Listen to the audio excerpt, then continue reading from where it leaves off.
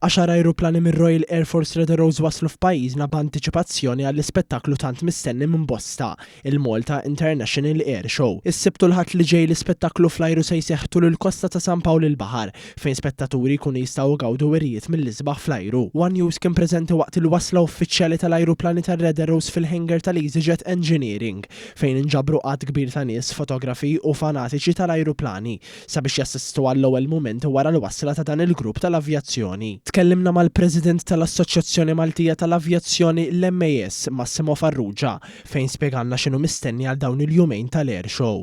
U għatenna kif se jieħdu sehem 11 il-pajjiż bi tnejn minnhom ikunu ġodda propju għal dan l-Air Show. B'żewġ lokalitajiet fejn wieħed jista' jżur biex jara l-ispettaklu, żgur li dan l-Air Show se jissodisfa lil dawk preżenti. Ser ikonna dan l-apron fejn fuq bħalissa li dawwa l-EasyJet apron fejn ħajkun miftuħ mit-8 sassija ta' wara nofsinhar, u mbagħad ser ikonna wkoll l-apron ta' ħalsaf li se jkun miftuħ mit-8:30 sas-7 ta' filgħaxija fejn ser ikun hemm ukoll shuttle bus b'xejn għall-pubbliku biex ikun jista' jieħu l-pubbliku minn post tal ieħor.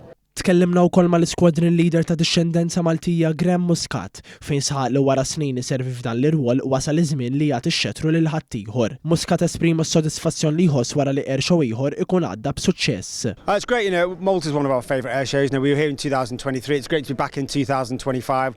A lot of planning has gone in. We've actually been to Czech Republic and then we went to Montenegro to get here. So we've been a bit around Europe to get here, but we're here now and we're really looking forward to displaying on Saturday and Sunday.